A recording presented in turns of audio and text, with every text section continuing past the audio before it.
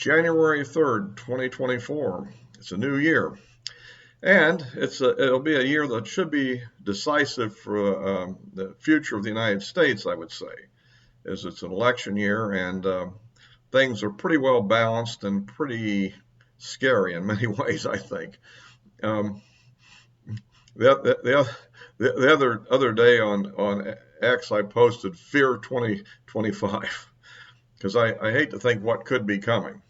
The problem we have is that, as I've been saying almost from the very beginning of these videos I did during the 2020 election year, that the problem is that our neo-Marxist left have found the fracture points of our system and have found a way to fundamentally change everything with a very slim majority.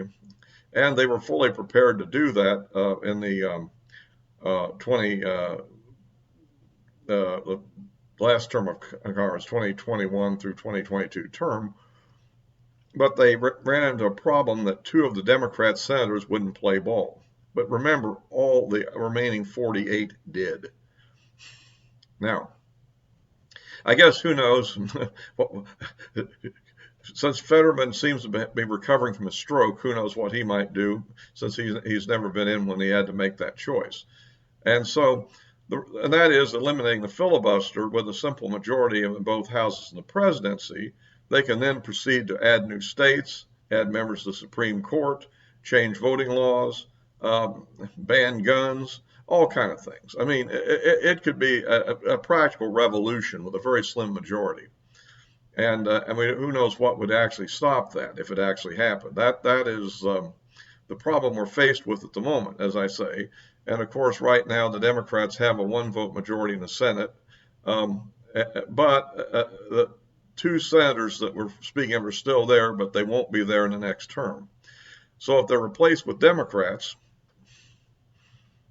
it's party on, especially if Biden were to win re-election or some other Democrat were to replace him and win re-election, and particularly if they were also to get the House. And considering how things have been going in the House, that's not exactly good either.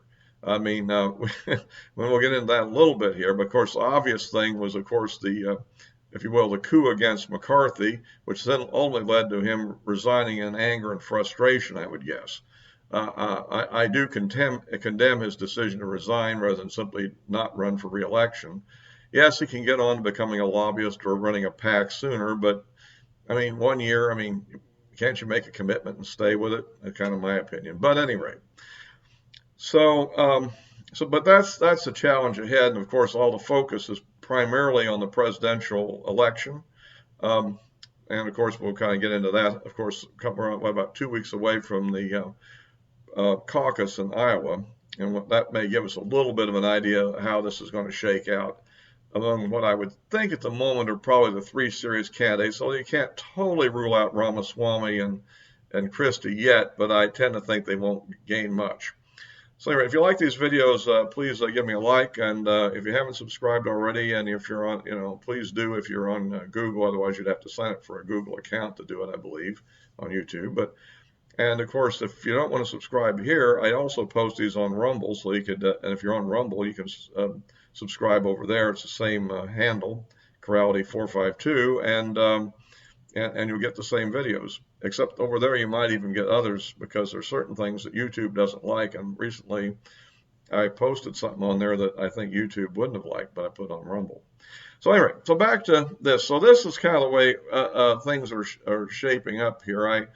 Right now, it looks like, Trump has got a decisive lead, and you've got DeSantis and Haley running kind of neck and neck. The last poll I saw was DeSantis ahead of Haley by 2 points.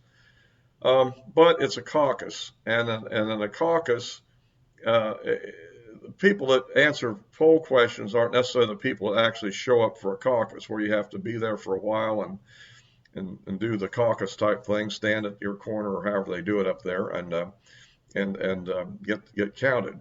So it's it's not a secret ballot kind of thing, It's definitely not a mail-in ballot, and it could be cold. You never know.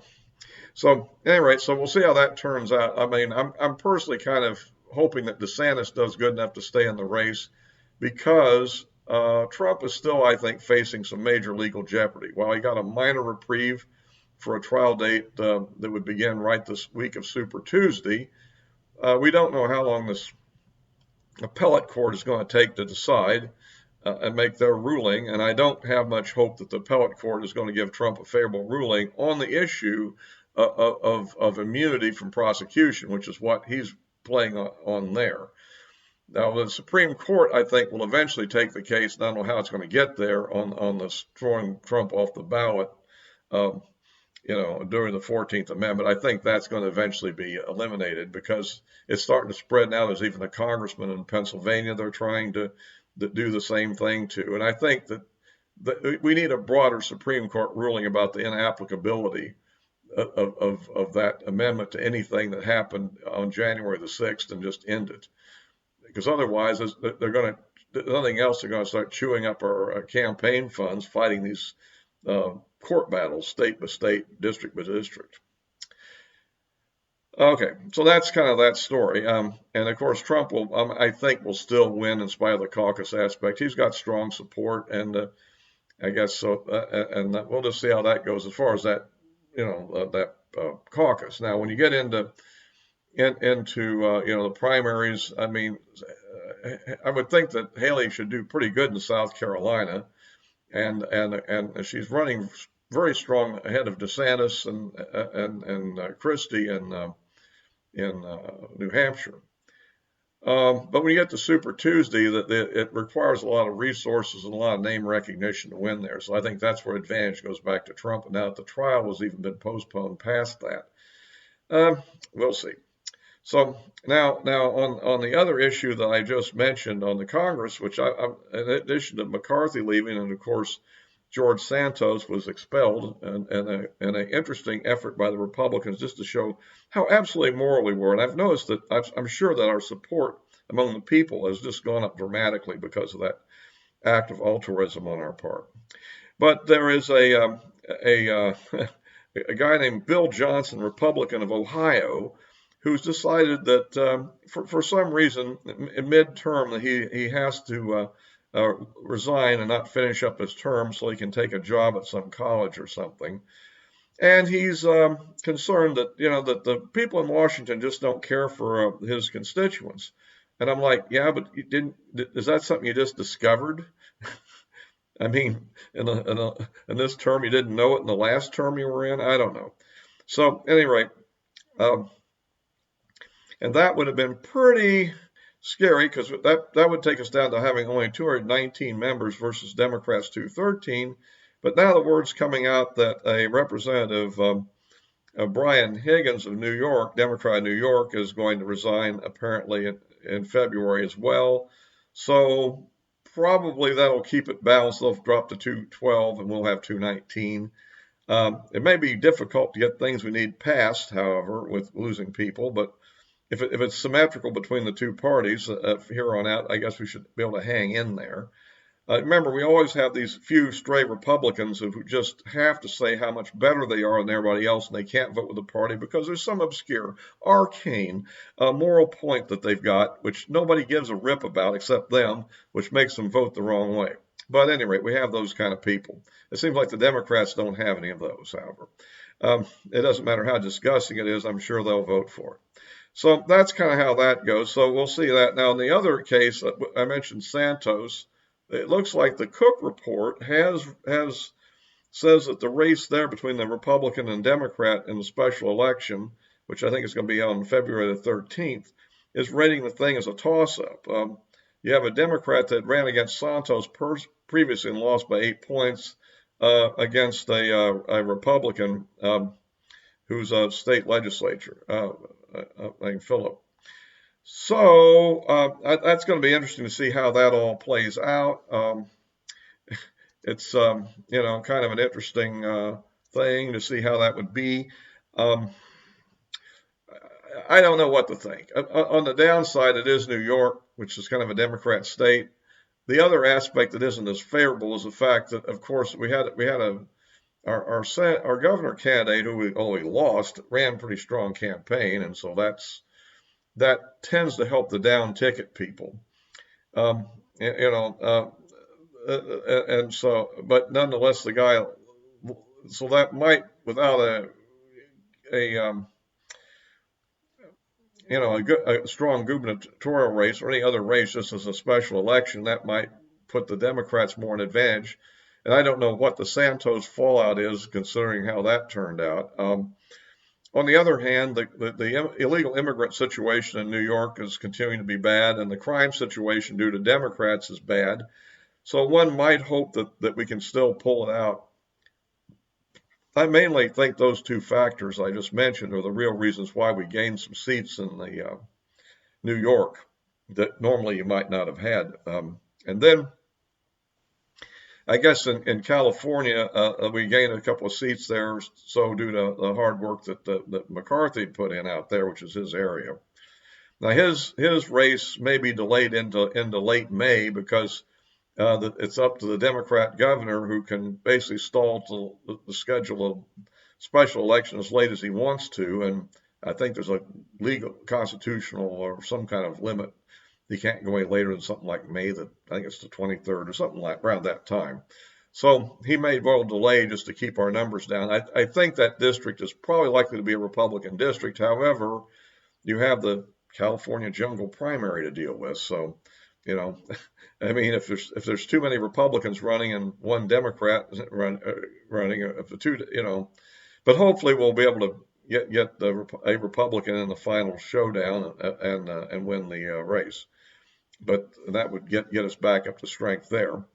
And then, of course, the Ohio district, I don't know anything about it. It's currently held by a Republican, but I don't know how strong it is. And hopefully we can pull that up. I don't think DeWine. I've condemned his decision to veto the bill that would have banned trans athletes competing against girls. Nobody really worries about the women that want to be men, if you will, competing against men. That's not a problem. It's the other way. It's asymmetrical. Hey, there are asymmetries in the universe, right? Note the name of my my YouTube channel. But anyway, I digress. For anybody that catches that physics joke, you can. But anyhow, so that's kind of the way that is. But at any rate, so everybody says, why have a Republican like that? Well, this is why. He's not going to try to sabotage the race. He is still a partisan player overall. He's just kind of, one of those. And I think maybe we can recover that one in spite of everything. And presumably the Democrat that's resigning is probably in a safe district, and he'll probably get it. I don't know anything about that one yet either. But, typical. So at any rate, that's it. But we have a real challenge ahead in the year here is to win this presidential race and to win the Senate. Now, on the Senate side, well, one thing is we're back to Montana again. I mean, Tester. Tester voted for this thing to end the filibuster, I mean, Tester is a real Democrat. He's not a conservative Democrat. He's a real Democrat. And for some reason, this conservative Republican state keeps re-electing this guy. I don't know. Hopefully, but I think it's partly because Republicans come up with such bad candidates that they still somehow manage to lose. I think if they could get a halfway normal conservative candidate who didn't, to get the nomination, we might be able to beat this guy. I mean, like Trump won the race, they're running away, but this guy gets reelected. So that's a chance for a pickup. The other one is Arizona is interesting because Arizona, you have this situation where Sinema has left the Democrat Party because there's a strong, really leftist Democrat running, and I guess she calculated that she's now a persona non grata in the Democrat Party. But we don't know, is she going to run as an independent because she declared herself as an independent, or will she simply retire? And that's what we don't know. If she runs an independent, I think there's a good chance of a Republican pickup because if Democrat and moderate swing voters, of the Democrat of the more conservative group of Democrats and the moderate swing voters, vote for her, and then the radical leftist kind of takes his piece, and the Republican candidate conceivably could win that one. That could be a chance for a pickup of 2. And then we can get Pennsylvania. McCormick is going to be running, and I don't think we'll have the situation where Trump can't come in and screwed things up like we did last time. And you got Dr. Oz in there, and then they had this knockdown drag out against each other. So it's hard to know. I think that most of the people out there don't have any idea what's at stake in this election. I just don't think they understand where this country really is right now. I think they think it's just the normal stuff. They're going to be in for a rude awakening if the Democrats get full power and get everybody on board. They won't know what hit them. But of course, it's conceivable that in spite of everything, there might be a backlash later on. And if they do end up this way, then we can start packing courts and we'll have all kind of mayhem for years, But it's hard to get rid of states, though, when they put them in. However, it's conceivable that we could split up states, but let's hope it doesn't get into that. But there are possibilities, But you have to have, I think, the Congress going along with it, the president going along with it, and the state has to vote that way, too. And that's a difficult situation. Who knows? But let's hope we don't get into that anytime soon. Those are the Senate races. Now, the other issue, of course, is retaining all the other incumbent races that we have. And, we'll be having Rubio running in Florida. We'll be having Ted Cruz, running in Texas. You'll having, there'll be other cases like that. The Tennessee race, I don't think will be that bad. Of course, we have to deal with the issue with does Taylor Swift enter the contest again and try to push for the Democrat. We don't know about what she's going to do. I mean, Marsha Blackburn, Taylor Swift didn't like Marsha Blackburn back in 2018, but it didn't do anything then. I probably will still be able to hold Tennessee. At any rate, that kind of gives you kind of a rundown of the Senate. So it looks like maybe if everything went right, you could gain maybe 3 seats if everything went perfect and we had a good presidential run. And so that gets into, of course, how that turns out. And the problem is I don't see how we actually, as I mentioned the previous time, that Trump's strategy is to avoid getting convicted until after the election and hopefully get to be president and somehow beat the system that way, I guess. But the problem is that, I guess it's conceivable things might delay that far. I mean, it's even conceivable he could at least end up with a hung jury or maybe even an acquittal. The problem is some of these cases, I think, in an appellate review, he might do okay, but how does he do in a jury trial? I mean, there are precedent issues that are kind of interesting. If as for an ordinary citizen, I would say that you have a kind of an open and shut case in the documents thing, but then again, you're dealing with a president, and you do have the issue of the Presidential Records Act, which was passed after the security law was passed. So it's conceivable that should apply, although Bob Barr doesn't agree, but then he doesn't like Trump anymore. So, as Trump said to Bob Barr in one of their final meetings before his resignation, you don't like Trump, do you? That's what Trump said to Bob Barr. And apparently the answer was yes. So they've become enemies, I guess you might say. Which means maybe he's too prejudiced to be an objective person anymore. But, that's out there. But then, of course, you have this horribly flawed trial in D.C. that's going to happen eventually, but unless Trump somehow gets immunity. But I just don't see the appellate court going there, and is the Supreme Court going to have to continually, case after case, come to Trump's rescue, and will they? Do they like Trump? That's another issue we don't know. So, and we'll be probably seeing, but then again, that's one reason why I'd like to keep DeSantis in the race. So if Trump does have to drop out sometime later in the year, he would be the best replacement for Trump to have the same policies, in spite of the fact that Trump is very angry at him because he dared to challenge him in the race, and maybe even lately has said a couple of things that weren't exactly supportive. The fact is, in policy-wise, I think they're as close as you're going to get, probably. Or we may end up with Haley. I don't know how that's going to play out. Ramaswamy, although as a candidate, I pretty much agree with most of his positions. I just think he's a guy who would lose. I think he's just too upfront about it, to be blunt. So anyway, that's kind of what I think about. But this is the year ahead. It's a crucial year. I urge everybody that who can support the party to do so. If you don't like it, just hold your nose and do it anyhow. Because what the Democrats have in store will make you go, I'm really sorry I didn't support these. I don't think you really. I mean, years ago, I once back in the Ford election, I kind of had a thing where I didn't vote, and I kind of regretted that one. But Carter was mild compared to what we're facing now. So anyway, I'll be wrapping this up, and I'll post this on Rumble as well as I mentioned, as well as YouTube, and of course the addresses of my social media accounts are in the description below. So please follow me there. I post fairly frequently on X and occasionally on all the others. I post on all the others of these videos. So until next time.